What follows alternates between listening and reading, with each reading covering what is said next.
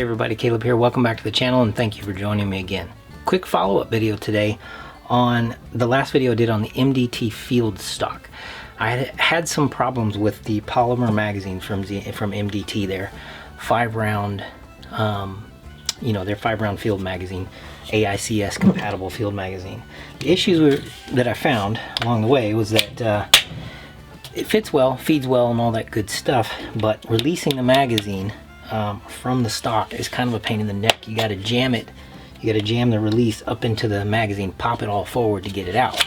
It's a little bit tight on the release. Polymer magazines do kind of tend to be a little more tight than metal mags. They don't slide as freely from aluminum bottom metal as some of the metal mags do because you have more friction. It's opposing materials, but that wasn't the problem. The problem was the release of the lever. Okay, so on that vein, Polymer magazines I really enjoy for some reasons because they're usually less expensive. They're a little less expensive. You're a little less worried about damaging them because of the cost. It's not gonna cost you a whole lot to replace them. That kind of thing. Cost being what it is for some things, polymer is a good cheap option. So a solution for that is the PMag, the AC PMag from Magpole. This I found is actually a really good replacement for the MDT Polymer Magazine. So if you're looking at getting yourself some polymer mags for the field stock that are like the 5-round huntable magazines, like magazines you can hold just enough to do hunting with, legal in most places, low capacity, that kind of thing. These AC magazines from PMag seem to actually be a very good fit. They slide in nice and easy and clean, and they pop loose with just a simple push in a normal position of this. You don't have to like jam it into the back of the magazine to get it to release. So I got a few just to test it out, and so far the feed has been reliable. The extraction, ejection, all that good stuff has been reliable from the magazines, and getting the magazine out has also been reliable. So that's a good option if you have the MDT modular driven technologies field stock, kind of a semi chassis stock type of thing, and you're looking for some magazines that may be a little bit easier to get out of it.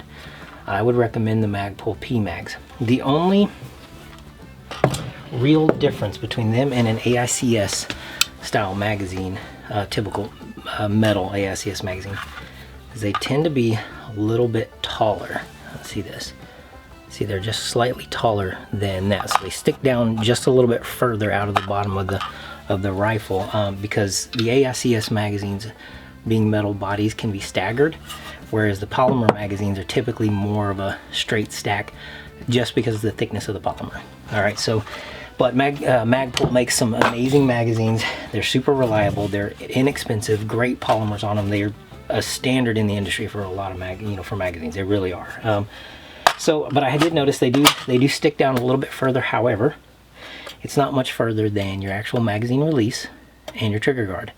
So you're really not getting a whole lot of obstruction or a whole lot more, length sticking out the bottom of your rig. If it's like a hunting rig or something like that, or you want something low profile, this isn't a huge deal versus where the AICS magazine hangs out right about there. And for all intents and purposes, the polymer tends to be a little bit easier on your gear and on your back and on your if you got it slung and you're riding with it slung and that magazine's coming in contact with your back of your gear, your skin or something like that, it's a little less abrasive than the metal magazines tend to be sometimes. So easy fix. A good secondary option to the MDT magazines. I will say that the MDT magazine is a great magazine.